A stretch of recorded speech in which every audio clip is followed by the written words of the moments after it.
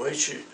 Hoje nós vamos falar sobre o psicanalista, a singularidade na cura, que deveria ter sido apresentada essa conferência no dia 6 de maio, que foi o dia do aniversário de Freud, que é considerado o dia do psicanalista, né?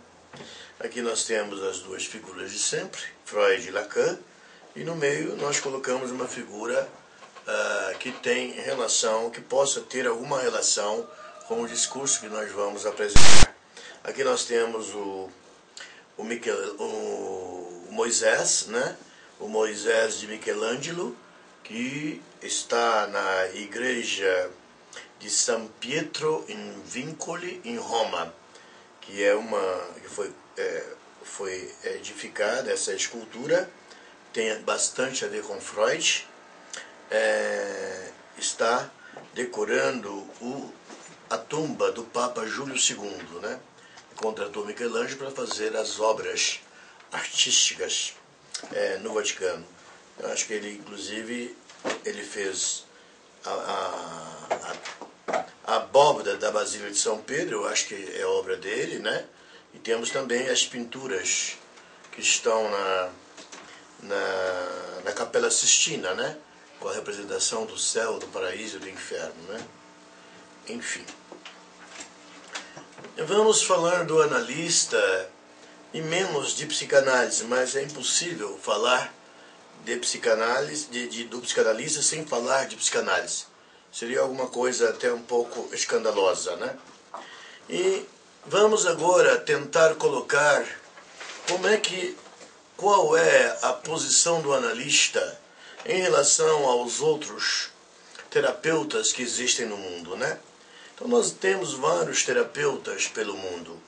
Temos a religião, que é, de alguma forma, as religiões elas querem funcionar como terapia. Temos a psiquiatria, né? Temos a medicina. A psiquiatria seria dedicada às questões psíquicas. Temos outras formas de terapia. Mas o que a gente percebe é que essas terapias elas se constituem em uma doutrinação, em um discurso único aplicado a todos os sujeitos. Então, dentro de uma igreja, há um discurso único que é dirigido a uma inumerável quantidade de fiéis. Então, na verdade, não se trata de um discurso único como é na psicanálise, entre o psicanalista e o analisando. Ele é um discurso único. Ele não é algo que se repita em relação aos outros analisandos. Então, essa é uma grande, eu diria, diferença quando nós colocamos a singularidade na cura. Eu diria que singularidade é aquilo que é único, né? Nós sabemos a importância da singularidade. A filosofia também, ela seria uma forma de terapia, mas o discurso é sempre dirigido a uma multidão. Claro que o filósofo não vai escrever só para uma pessoa, né? E nós temos, eu diria, desde a Grécia Antiga, se nós pensarmos nos filósofos como Sócrates, que não escreveu nada, só falava, né? Platão, Aristóteles e outros, né? Como Diógenes, que era, vamos dizer, que vivia uma vida completamente alternativa, recusando todas as convenções sociais da época. Todos esses filósofos têm uma função terapêutica. A política também tem uma função terapêutica, por que não? O Estado, o sistema de direito, ele, em tese, ele teria uma função terapêutica. O encarceramento das pessoas, entre aspas, teria uma função terapêutica que nem sempre ocorre. Então, é isso. É um discurso dirigido doutrinariamente a um grande número de pessoas. A psicanálise não trabalha desta forma, né? A psicanálise não. Trabalha com um discurso que ocupa o lugar do tanto para o analista como para o analisando. Vejam vocês, essa frase apareceu aqui, né? ego sum via veritas et vita. Dentro da linguagem da pronúncia reconstruída, né? Mas no latim eclesiástico seria ego sum via veritas et vita. Eu sou a via, a verdade e a vida, né? Bom, isso é de João, né? Capítulo 14, versículo 6 do Evangelho de João. Não é bem a questão da psicanálise, né? Esse é um discurso religioso, né? O analista jamais diria, eu sou a via, eu sou o caminho. Não. Eu sou a verdade. Não. O analista, eu poderia dizer que ele é o semblante do nada. O analista é um nada. Isso é importante que ele assim seja. Esse nada que se constitui de um lugar vazio para que possa ali habitar, eu vou dizer o que é, a verdade do analisando. Isso nós vamos discutir, esse conceito de verdade em psicanálise. Porque não é um conceito comum. E finalmente a questão da vida, né?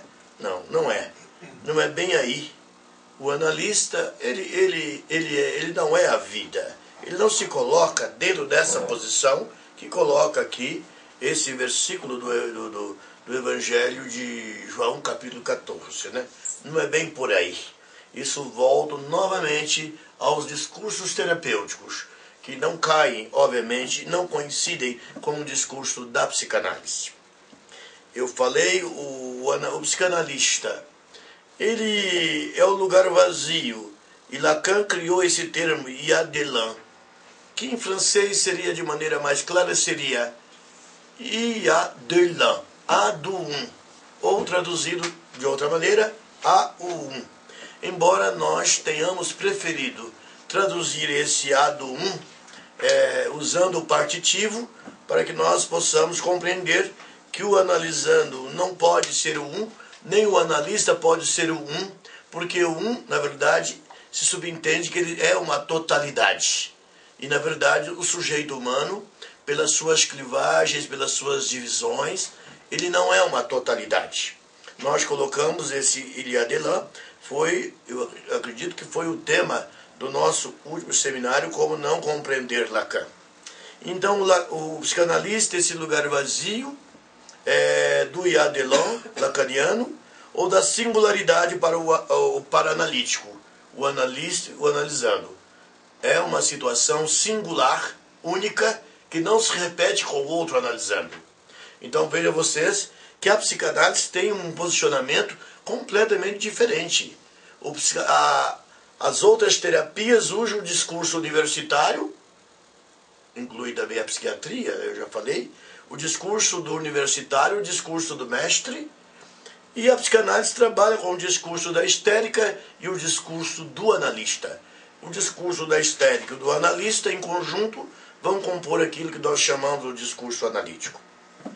Nós, para entrar nessa questão do psicanalista, eu até disse que o psicanalista é o semblant que é dada.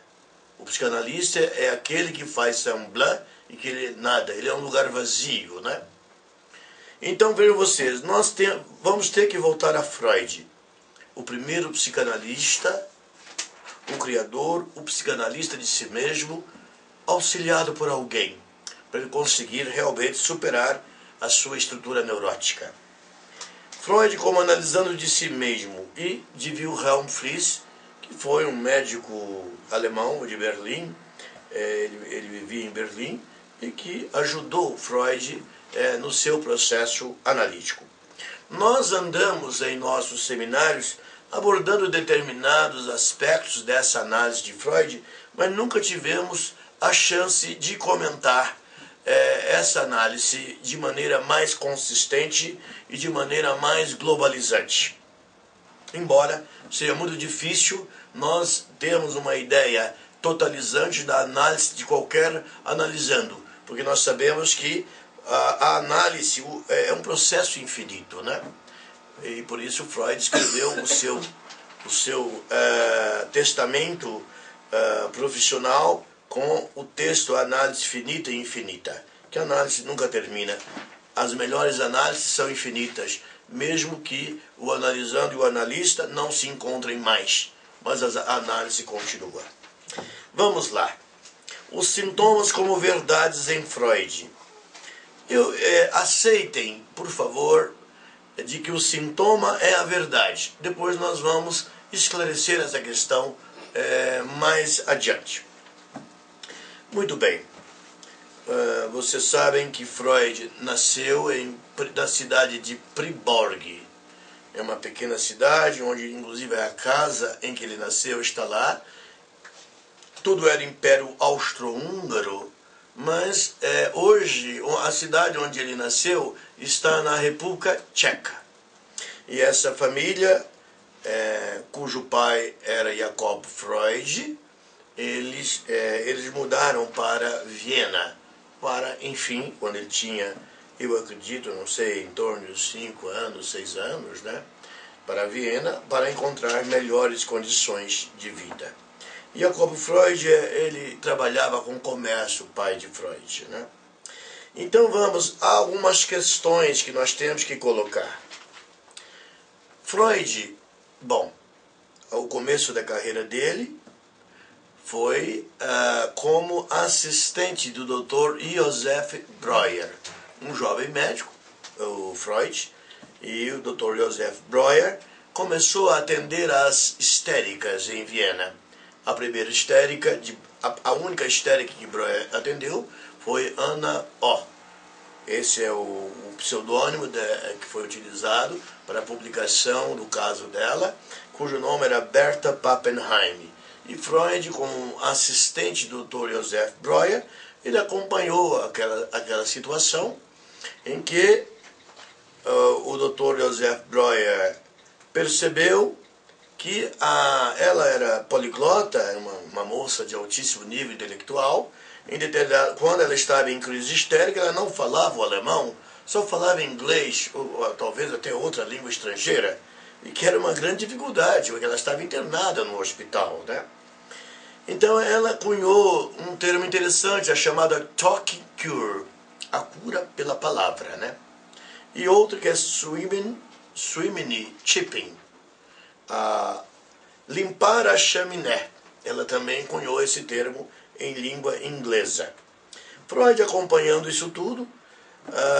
Freud, num dado momento, ele vai para Paris, para o hospício La Pitié-Salpêtrière, que era dirigida pelo professor Jean-Martin Charcot, para fazer algum trabalho científico na área de neurologia, mas não havendo essa chance por falta de equipamentos, ele passou durante 6 meses a acompanhar as sessões, as aulas das terças-feiras do professor Jean-Martin Charcot sobre a questão das histéricas, em que ele utilizava a hipnose ele conseguia, com a hipnose, tirar os sintomas dos histéricos e das histéricas, eles ficavam perfeitos, sem sintomas, e ele podia também escrever outros sintomas. Temos um filme que é Augustine, que era a histérica preferida do professor Charcot, que mostra mais ou menos essa coisa, como isso acontecia, mas de alguma forma é colocado também alguma ficção, né, de um envolvimento do professor Charcot com Augustine, mas para divertir a galera, né, tem que criar alguma coisa assim, né, para a galera ficar mais contente, né.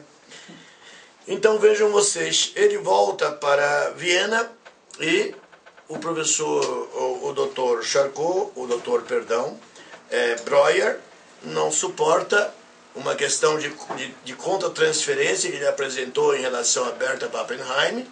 Ela apresentou uma transferência erotizada em relação a ele não suportou e nem a mulher de Breuer suportou. Então ele abandona o trabalho com as histéricas e Freud continua o seu trabalho.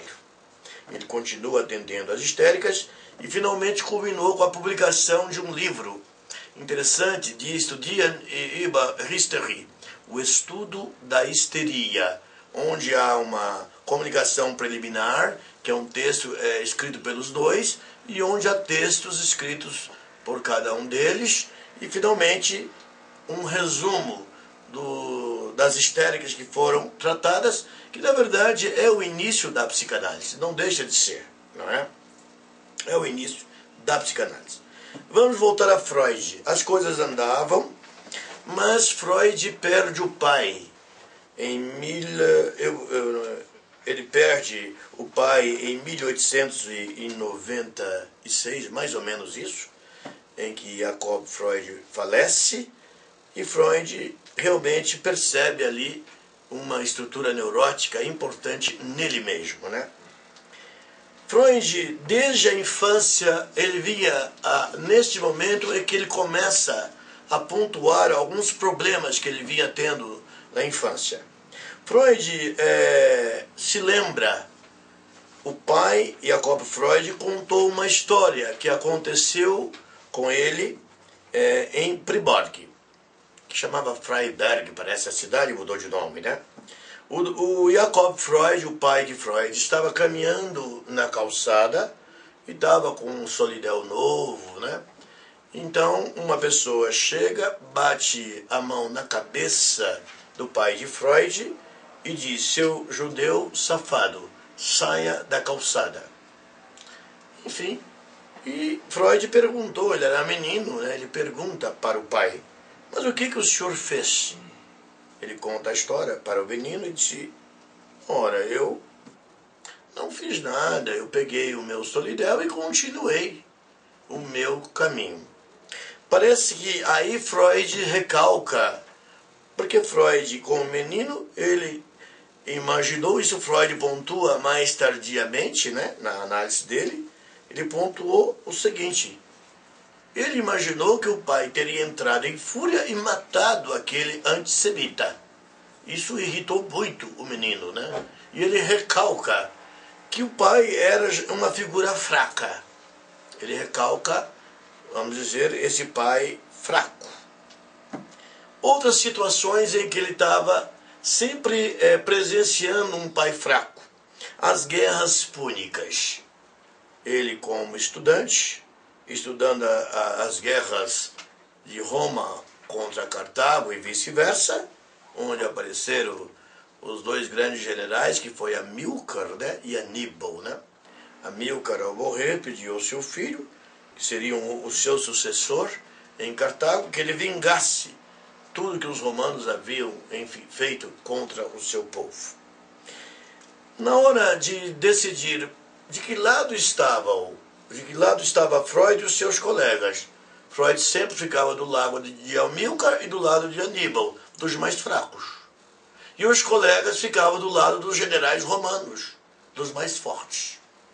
Isso apareceu na análise dele como sendo alguma coisa muito importante. Outra coisa que Freud enfrentou: Roma, cidade inacessível, né? Freud, em várias vezes, antes dessa análise de 4 anos, que ele teria feito após a morte do pai, ele tentava ir a Roma, mas não conseguia chegar a Roma. Ele acaba ficando ali 150 quilômetros, 200 quilômetros, mas ele sempre mudava o roteiro e não chegava a Roma. Aí na análise dele, quando o pai falece, ele tem um processo depressivo importante, ele começa a ter sonhos complicados, em que ao entrar no cemitério, ele percebia que ele não conseguia chegar à tumba do pai, nas cenas oníricas, nas cenas dos seus sonhos, e ele não conseguia chegar lá. Ok. Porque Roma também era um problema para ele. Era a Roma dos Césares, a Roma dos papas. Na verdade, a cidade dos senhores poderosos. Se invocarmos Lacan, o significante do nome do pai, muito bem estruturado. Então, ele começou, na análise dele, ele percebeu qual era a importância disso. Por que ele não conseguia chegar a Roma? De nenhuma forma. A Roma dos Césares, dos papas e dos grandes poderosos. Aí ele estava se contrapondo novamente a questão de um pai fraco, um pai frágil. E tem outra questão que era, Freud nasceu, a mãe estava com 20 anos, o pai com 40, Amália Freud. Amália Freud sempre o viu como filho preferido. Ela era uma mãe sedutora em relação ao filho. Meu pequeno Sig de ouro, era assim que ela o denominava, de uma maneira sedutora. E ele, obviamente, com 5 anos de idade, 3, 5 anos, estava lá vendo uma mãe belíssima, jovem, né? E o pai já com 45 anos. Então, se estabeleceu nesse período da sua análise em que ele anota em torno de 600 sonhos próprios, né? Mas ele também estava recolhendo sonhos de colegas, de pacientes, etc. Mas dele foi em torno de 600 sonhos. E ele acaba conseguindo chegar aos significantes fundamentais que estavam ligados a esses sintomas pelos quais ele passava. Então aí entra uma nova questão, que é a questão do Édipo. Ele percebe, ele nomeia de alguma forma o Édipo nesse período, o complexo de Édipo, e ele percebe que ele vivenciava inconscientemente, devido a essa mãe sedutora, que era Amália Freud, belíssima, sedutora, uma rivalidade inconsciente com esse pai. Principalmente quando esse pai se coloca na infância para ele como um pai frágil, um pai fraco. Então, um significante do nome do pai que apresentava turbulências, que apresentava problema. O sintoma, torcer por Amílcar e Aníbal nas guerras púnicas, era um dos sintomas. Não chegar a Roma, jamais. Ele não dava conta de chegar a Roma. Não conseguia, né? Roma era a cidade inacessível. E essa questão também do Édipo, né, que seria a essência de toda a sua estrutura neurótica, né?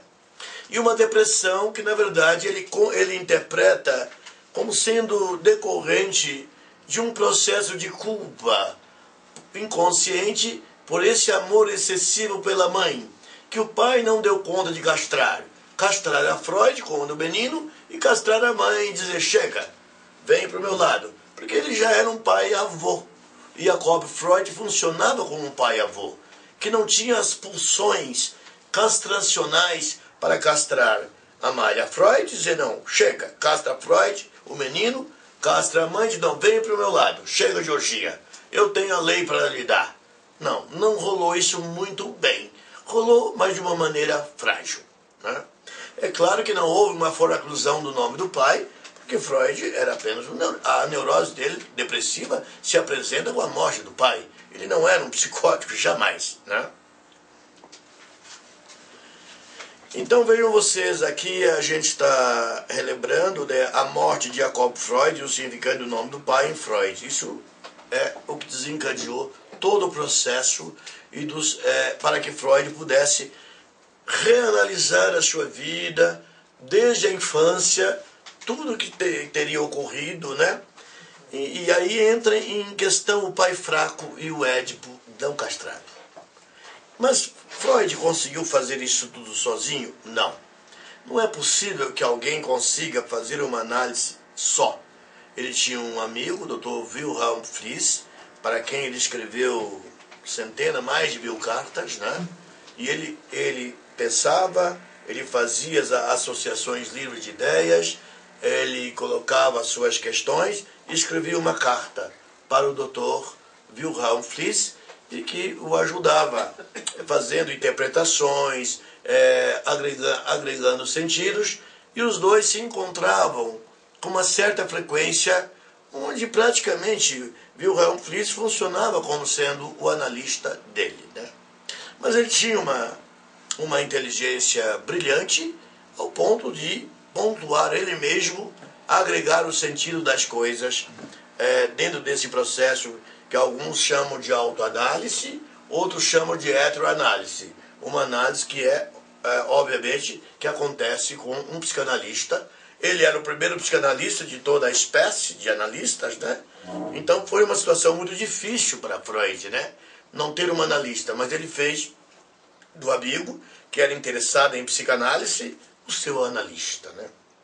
Então essa análise de Freud, heteroanálise ou autoanálise, as duas coisas, né? Hetero quer dizer o outro, né? O grande produto dessa análise foram algumas situações interessantes. Primeiro a obra, A Interpretação dos Sonhos, de Traumdeutung. Em francês eu sempre disse, La Science de Rêve, a ciência dos sonhos, ciência dos sonhos. Então, esse é o livro, porque tivemos os estudos da histeria, e com esse livro que ele lança em 1900, praticamente se consolida, vamos dizer, a criação da psicanálise, na medida que, com as histéricas, ele não utilizou a interpretação dos sonhos, a análise dos sonhos. Nós sabemos que os sonhos na verdade, ele até dizia que os sonhos é a entrada régia para o inconsciente. Ele escreve isso nesse texto, né? A interpretação dos sonhos. E nós sabemos que a cena onírica, o sonho, ele se nós falarmos em essência do sujeito, ele é mais verdadeiro do que a nossa vida cotidiana. O sonho tem mais essência do ser, essência do sujeito, diz o que nós somos e dentro de uma lógica muito própria, muito clara, que nós podemos compreender sem nenhum problema. Ok. Essa análise se processou. E Freud tenta viajar para Roma. Então, em setembro de 1901, ele faz uma viagem a Roma. Aí ele conquista Roma. Acompanhado do seu irmão Alexander, ele chega a Roma em 1901. E chega finalmente à cidade do poder, a cidade dos homens poderosos, dos homens fortes, dos papas e dos césares, né? Então está provado que a questão da metáfora paterna fragilizada, que ele havia superado essa questão dentro do real simbólico imaginário, que era um grande real para ele no início, ele consegue realmente posicionar o seu sujeito dentro dessa lógica do real simbólico imaginário, e esse pai que era um fi minúsculo, fi x minúsculo, o falo minúsculo, né, a letra grega fi, x, é assim que Lacan coloca, passa a ser um fi maiúsculo associado ao x minúsculo, né? É uma função psíquica. Então o pai acaba se tornando, pelo menos dentro desse movimento da lógica borromiana do real simbólico imaginário, o pai acaba se tornando uma figura adequada para sustentar o sujeito de Freud ao longo da vida. Ele precisava de um homem forte, de um pai forte.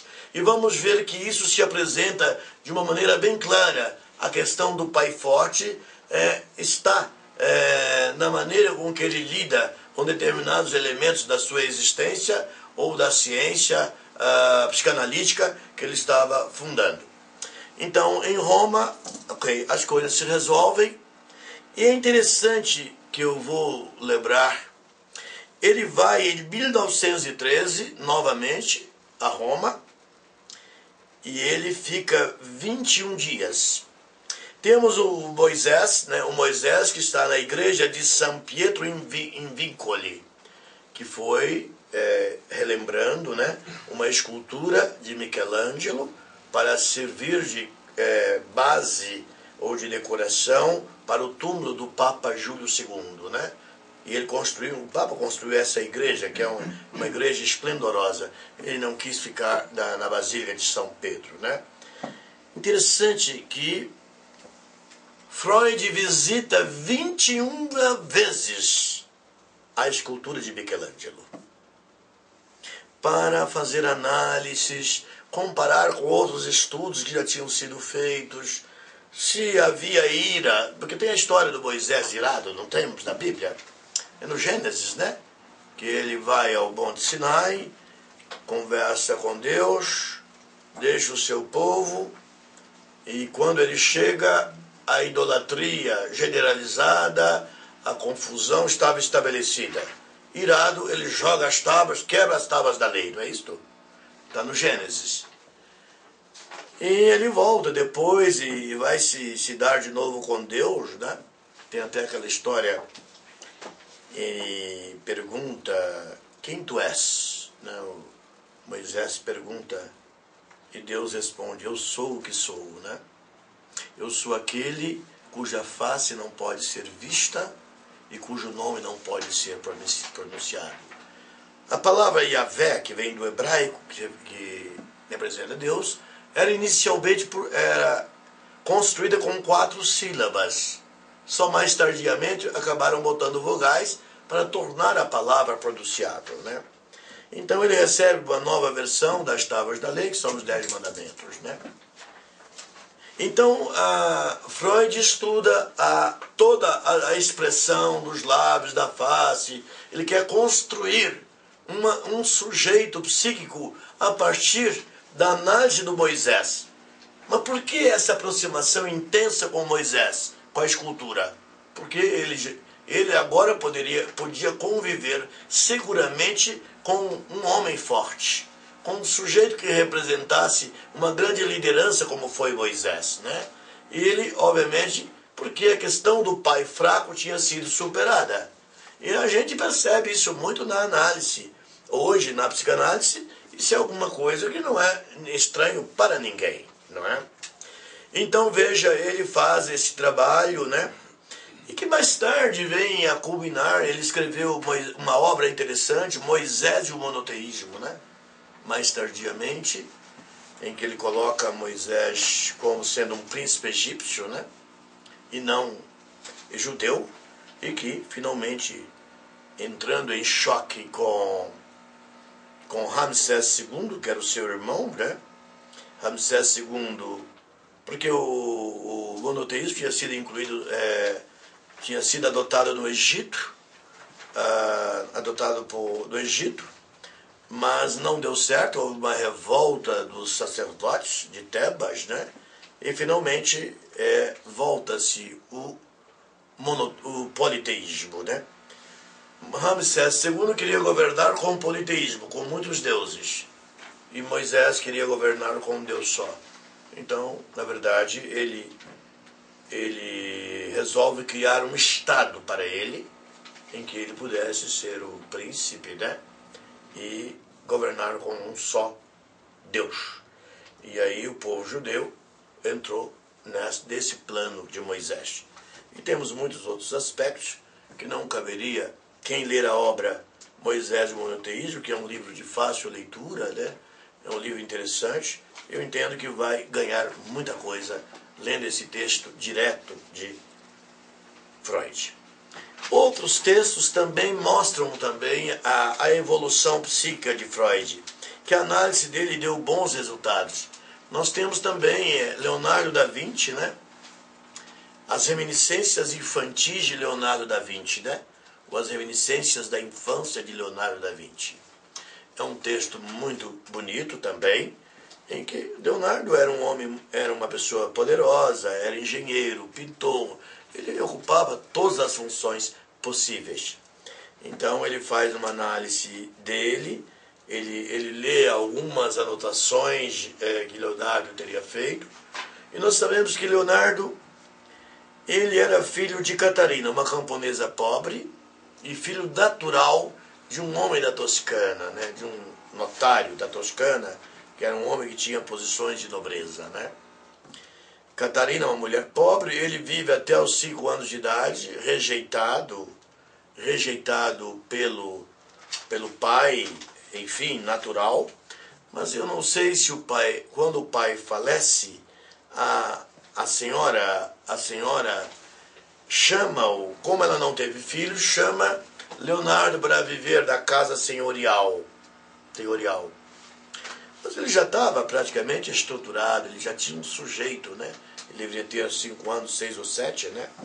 Ele já tinha um sujeito completamente estruturado apenas com a participação da metáfora materna. enfim. Então, é interessante que Freud faz algumas análises sobre a questão das faces, vamos dizer.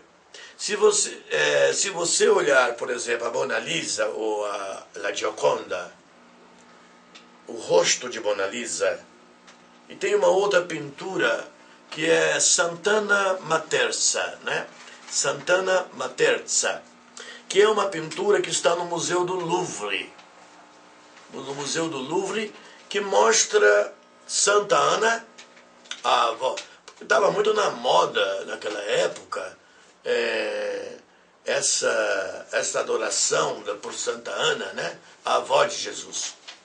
Mesmo porque, enfim, eles queriam de alguma forma justificar a virginidade de Maria, que não era uma coisa consolidada até o ano 1200. Isso foi se consolidando na medida que os anos foram passando, depois do ano 1000, quando Maria passou a ser adorada como santa, mas não podia ser, porque o Vaticano só muito tardiamente veio a admitir que as mulheres pudessem ter alma e que as mulheres pudessem ser santificadas. Então, analisando a face da Mona Lisa, e nessa pintura de Santa Ana com Maria e o menino Jesus, a gente percebe que o rosto é o mesmo da Mona Lisa, o rosto de Maria e o rosto de Santa Ana. São duas mulheres de um tronco só, e que, obviamente, o tronco é o mesmo. Então, o que Freud analisa? Que o rosto que ele sempre pintou era o rosto de Catarina, da mãe. Ele pintava o rosto da mãe. Segundo, naquele momento em que ele pinta duas mães com um tronco só, a avó e a mãe, na verdade, inconscientemente, ele estava pintando a senhora Albiera, me lembrei o nome dela, a mulher do seu pai natural, né? Ele pintava a dona Albiera e a mãe Catarina, duas mães que ele tinha, né? Então, por isso, Freud interpreta que, na verdade, ele estava repetindo essa dualidade de mães, essa dualidade de figuras maternas, né? É bem interessante isso. Temos outras pinturas também, acho que no Museu de Londres também, que repete mais ou menos essa situação. Essas pinturas dele acabaram todas na França. O rei Valois, Francisco I, François Ier, convidou vários artistas para ir para a França e convida Leonardo da Vinci. Ele vai para a França. Tem algo que eu tenho que dizer. Ele adquiriu uma mania do inacabado. Todas as pinturas que a ele foram solicitadas, ele as considerava inacabadas. É um problema do inconsciente de Leonardo, né? Só uma ele entregou em Milão. Parece que está numa igreja de Milão, uma pintura. Mas as demais ele não entregava às pessoas que encomendavam as pinturas, porque ele olhava e disse, não, essa pintura não está terminada. E o inacabado era um significante importante do inconsciente de Leonardo. Por que isso? Porque tudo estava relacionado ao significante materno, que era o objeto mais perfeito para ele. Porque não houve uma castração da relação dele com o menino e da relação dele com Catarina, sua mãe, uma camponesa pobre, né? Não houve castração nenhuma. Então ele permaneceu com essa mãe ocupando o lugar o lugar da perfeição. Porque não havia metáfora paterna, né? Então inconscientemente ele tinha essa questão o inacabado fazia um semblant importante. Um semblant importante para Leonardo da Vinci. Então, ele, ao ir para Paris, ele dá as pinturas para o rei Francisco I. Eu acredito que foi o último rei da dinastia Valois, que tinha uma admiração enorme pelos pintores, pelos artistas. E o rei dá a ele um castelo, uma casa muito bem estruturada, que é quase um castelo, perto do castelo d'Amboise, no Vale do Loire, quem for lá pode ir, né? Tem o castelo d'Amboise, onde o rei passava os seus fins de semana, e próximo tem a casa que o rei deu para Leonardo da Vinci.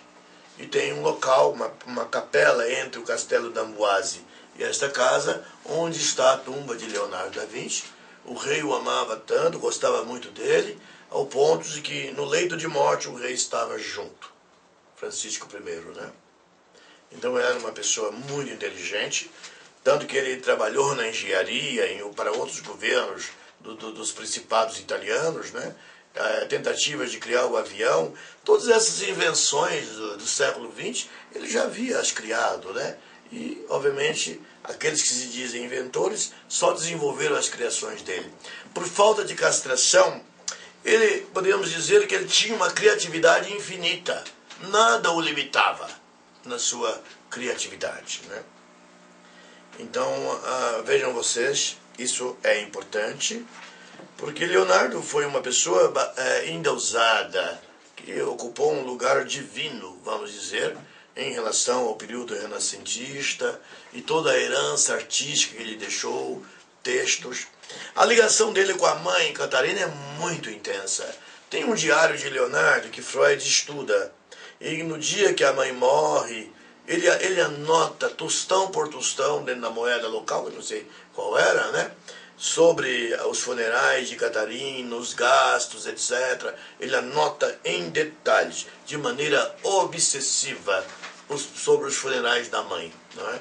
Enfim, e Freud leu muitos outros textos escritos por ele, que eram diários, né?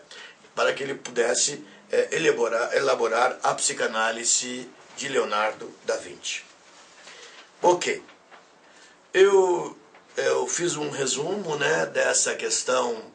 Existem outras coisas também, outras psicanálises que nós chamamos de psicanálise aplicada.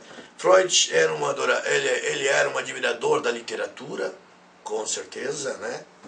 Ele analisa alguns outros casos. Temos o caso da gradiva de Jensen, né?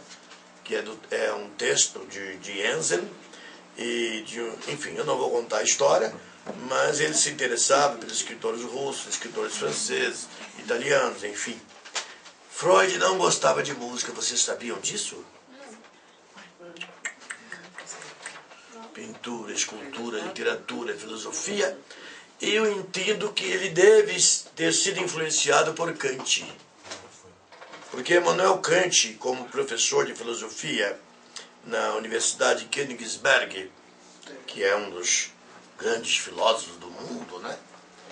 E Kant e Hegel na Alemanha, eu diria, temos outros, né? Mas foram figuras, eu diria, excepcionais, né?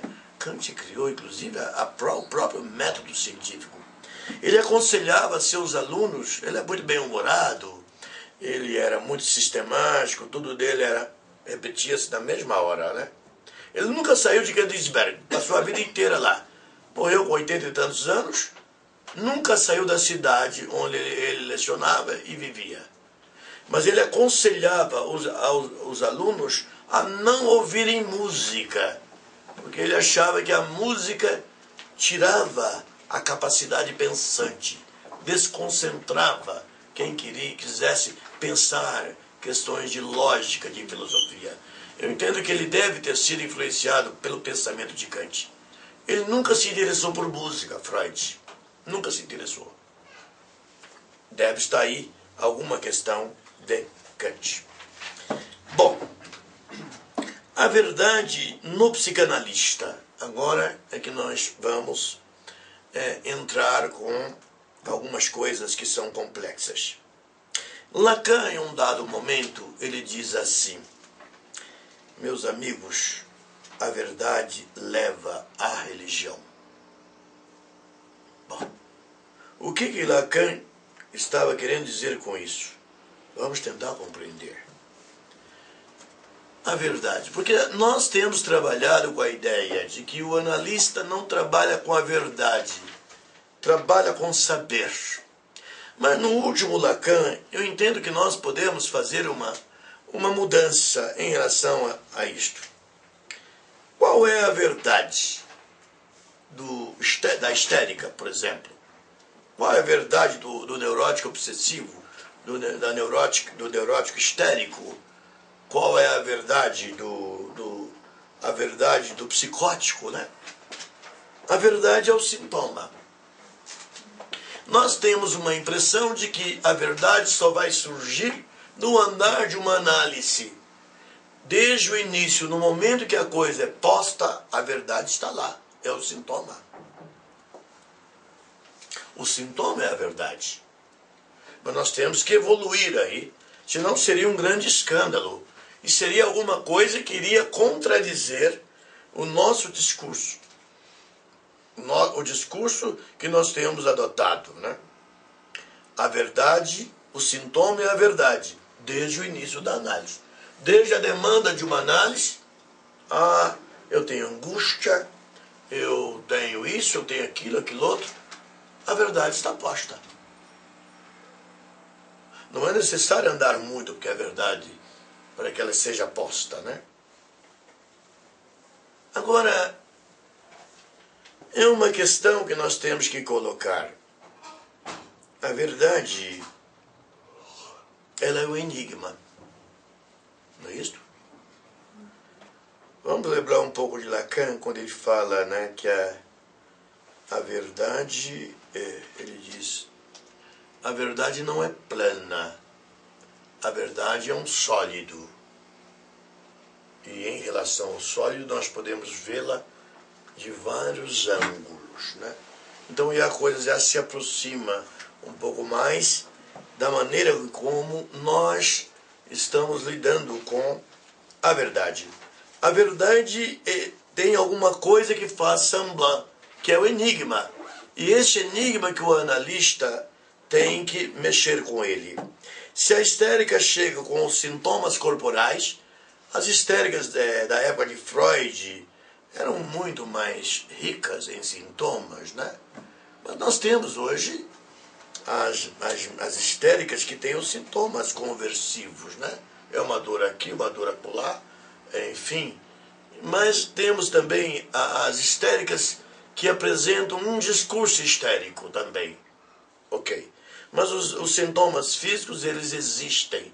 E a gente pode vê-los muito no divã. Mas se alguém permanecer num pronto-socorro de psiquiatria ou num pronto-socorro de clínica médica, com certeza esta pessoa vai ver as histéricas clássicas, que chegam com os mais variados sintomas corporais, que não tem nenhuma lógica com a neurologia, nem com a anatomia, nem com a fisiologia, ou que chegam em coma, em pseudocoma, ou que às vezes aparentam ter uma crise convulsiva, mas não é. É uma agitação psicomotora da própria histeria. Isso é possível ver nos hospitais, ainda hoje. Então vejam vocês. Então vamos colocar aqui a verdade em um enigma que tem que ser resolvido. É um enigma. E essa questão da verdade, vamos avançar um pouco. A verdade teria relação com o sistema binário. Verdade, punção, esquecimento. Verdade teria uma relação com o esquecimento. Então vamos voltar ao grego, né? Grego. O lete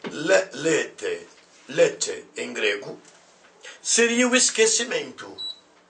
E a aletheia.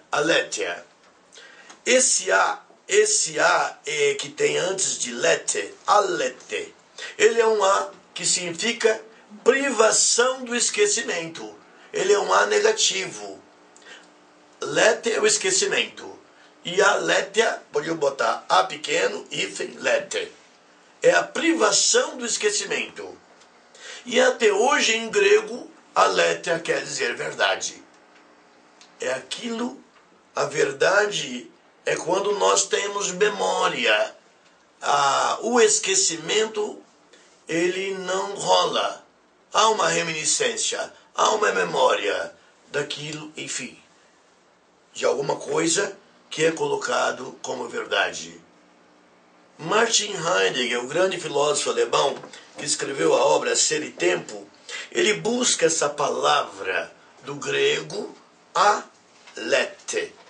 Aí, uma desinência de ia, né? Alete. E que ele dá o sentido de desencobrir. Ele dá um outro sentido. Desencobrir alguma coisa. O desencobrimento de alguma coisa é a verdade. O desencobrimento, né? Então, veja, voltando aqui. Aletheia, esquecimento que leva à memória. O lete é o esquecimento. Tem a palavra letal, né? Os médicos costumam escrever, quando alguém falece, o paciente teve êxito letal, né? Saiu para o esquecimento. Êxito é saída, né? Êxito. Tem relação com êxodos, né? Êxito letal, ele saiu para o esquecimento. Se nós formos pensar no sentido antigo da palavra. Mas tem uma palavra mais específica hoje, que é Thanatos, né? Thanatos, que é a questão da morte, né? Mas êxito letal saiu para o esquecimento. Morreu. Né? Então vejam vocês, olha, é importante que a verdade é o não esquecimento, é a memória. Olha que interessante como os gregos antigos, e mesmo no grego moderno, a palavra aletheia significa verdade. E que é exatamente o não esquecimento, que é lembrar de alguma coisa. E a psicanálise tem várias formas de lembrar, não? Tem várias formas de que o esquecimento não se instale, né? O que faz semblant a verdade? A realidade, não. A verdade não é a realidade não é a verdade. A ideia, no sentido, podia ser com I maiúsculo, né? A idealidade ou a ideia, no sentido de platônico, também não é a verdade. Agora, o que faz semblant a verdade, relembrando, é o não esquecimento. O não esquecimento. Voltamos aqui. Os estudos da histeria de Breuer e Freud, né? Eu diria que é a primeira obra específica que antecedeu a interpretação dos sonhos, que essas duas obras são as obras, eu diria, as obras que é o início, e que na verdade já prevê o término da criação da psicanálise. É o início e é a conclusão. Essas duas obras são o início e a conclusão. E nós temos outras formas de não esquecimento, né? Aliás, eles escreveram, Breuer e Freud, que a histérica sofre de reminiscência, de lembrança e recalque. O recalque não é repressão. Nós temos falado. O recalque no alemão freudiano é Verdrängung, né? Verdrängung. E tem a Ververdrängung, que é o recalque arcaico demais. O primeiro recalque. Temos o segundo recalque, a Verdrängung, né? Então, o recalque também é uma forma de não esquecer, que nós temos na psicanálise. Tudo que está no campo do recalque não está esquecido. Está lá, o sujeito, ele pode ser, o recalcado pode retornar como sintoma, como a verdade, o sintoma é a verdade, mas não houve esquecimento. O que está recalcado não está esquecido. A memória é não esquecimento, é o sintoma da histérica.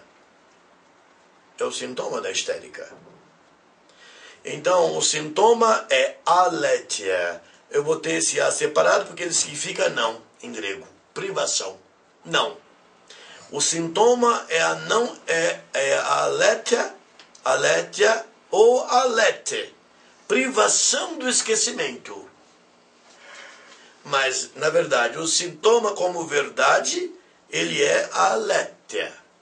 Privação do esquecimento quer dizer o quê? Lembrar.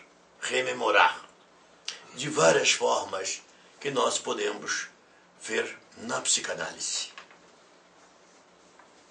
O jogo de memória na psicanálise, né? Nós temos um jogo de memória na psicanálise, um jogo de verdade. Quando nós falamos de verdade, nós não estamos falando da verdade. Não, não é bem isso. Um jogo de verdade na psicanálise, né? O jogo de memória na psicanálise, quais são?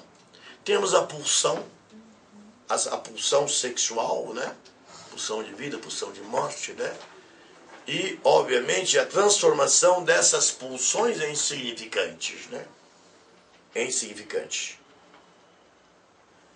Eu tenho um paciente, eu posso falar, mas não posso dizer, um paciente de 11 anos de idade, que ele não tem nenhuma noção de sexualidade. Está absolutamente recalcada qualquer referência à sexualidade. É muito grave a situação. 11 anos de idade, por um excesso de doutrinação das mais variadas formas. Recalcou. Ele não consegue compreender nada que se trate da sexualidade ou das pulsões sexuais. Então vejam vocês, no jogo de memória da psicanálise temos as pulsões sexuais e, obviamente, a Vorstellung representantes, que são os representantes representacionais, que é um termo freudiano, mas essas pulsões se transformam em significantes dentro da nossa escola psicanalítica, né? Temos o recalque, né? O recalque é seguramente há duas formas de memória no recalque. O retorno do recalcado, né? Em forma de sintoma e que é a verdade do analisando, né? Ali tem um enigma, cabe ao analista resolver o enigma. Esse enigma ele vai acabar sendo dissolvido em sentidos. E talvez isso faça com que nós voltamos à nossa maneira de ver as coisas, né? A transferência, sim. A transferência que é o vínculo do analisando com o analista, mas não é só do analisando, é do analista também, né? O analista é objeto do amor de transferência, ou do saber de transferência, ou do ódio de transferência, que nós chamamos de enamoration, o amor-ódio, né? Então, a transferência também é uma forma de memória. É uma forma de memória. É uma forma de nós fazer com que o lete vire aletheia. É bem importante isso. Eu entendo que podem estar entendendo a questão.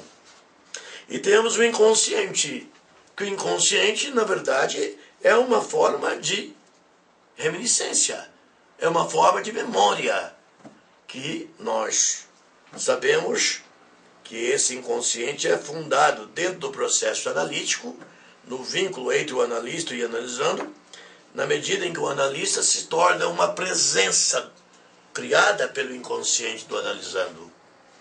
O analista é um produto do inconsciente. A pessoa do analista é emprestada para que os inconscientes ali presentes construam o analista como uma presença. Isso é bem interessante. O analista é um produto do inconsciente. Isso facilita bastante o nosso manejo e o nosso posicionamento como psicanalistas. Temos aqui o jogo de verdade. Não é o jogo da verdade. De verdade, na psicanálise, eu me lembro de Ludwig Wittgenstein também, né? Quando ele coloca que a linguagem e os discursos são a essência do sujeito humano, né? Ludwig Wittgenstein. Ele tem duas situações que a gente fala. Na primeira fase do pensamento da filosofia da linguagem, ele dizia que o mundo funda a linguagem, funda o discurso. Mas mais tardiamente ele diz, não, é o discurso que funda o mundo. Porque o mundo são nomeações.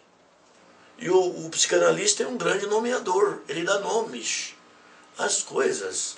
aos significantes que aparecem na sessão de análise, né? Nesse processo de lidar com a verdade como sendo um enigma, o analista, ele tem uma função muito importante nesse jogo de discursos e nesse jogo de linguagem, porque nós não somos nada mais, nada menos do que a linguagem, discursos, né? Dentro do campo da lógica, ou do inconsciente, ou do retorno recalcado, ali está rolando o discurso. Fora de discurso, nós não somos mais nada. Nós não somos nada fora do discurso. É bem interessante isso, que o sujeito na psicanálise, ele é discursivo, seja através do significante, que desfila no inconsciente, seja através da interpretação do analista, seja através do corte de uma sessão de análise, levante-se e vai passear 5 minutos. Sim, é o discurso. Eu me lembro de George Berkeley. As pessoas devem se lembrar desse filósofo, né? Filósofo grego. Um filósofo britânico. Ele dizia: a matéria não existe. Todo mundo ficou bolado quando ele falou isso. A matéria não existe. Só existe o pensamento. O sujeito humano que pensa. O sujeito humano que cogita. Não é? E eu acho que ele está certo. Eu, na minha adolescência, eu li George Berkeley. Mas eu li George Berkeley associado com pensadores marxistas, que acabaram com ele, né? E eu não tive capacidade de compreender da minha adolescência as maravilhas, os semblants maravilhosos que George Berkeley jogava para mim, mas eu não fui capaz de compreender. Isso é um escândalo. Mas hoje eu sou capaz de compreender que a matéria não existe. Não, ela não existe. A matéria é. Ela é um objeto em si. E no momento que ela passa a ser um significante, ou uma representação, ou um cogito, ela deixa de ser matéria. Então, George Berkeley estava absolutamente correto nessa questão da inexistência da matéria. E aqui eu achei interessante esse texto. Esse texto é do Jean Alouche, num livro denominado O Sexo da Verdade, página 20. Aliás, a regra fundamental do jogo de verdade analítica, ele diz jogo de verdade, não da verdade. Aliás, a regra fundamental do jogo de verdade analítica passa sem a verdade e a sinceridade. O psicanalista, por certo, não diz ao analisando, diga a verdade, jamais. Que é a própria loucura da justiça. A justiça diz, diga a verdade, somente a verdade. É ou não é? Que é a própria loucura da justiça. Tampouco o analista lhe diz, fale então com toda sinceridade. Nunca. Não. Ao liberar o discurso, como faz a regra fundamental é o discurso livre associativo, a associação livre de ideias. Falar o que vem à cabeça. Não, ao liberar o discurso, como faz a regra fundamental, essa regra escancara, como notava Lacan, a porta da enganação de si mesmo ou de outrem. Isso é importante, gente. A porta da enganação de si mesmo ou de outrem. Mas também, e mais radicalmente, a da imaginação, do semblante, do blá blá blá, em suma, daquilo que não satisfaz obrigatoriamente as condições necessárias para que haja enganação. Muito profundo, hein? Eu entendo que é bom. Eu fico por aqui e eu entendo que é bom. que se discuta outras questões, mas que se discuta esse texto do Jean Luch. Muito obrigado.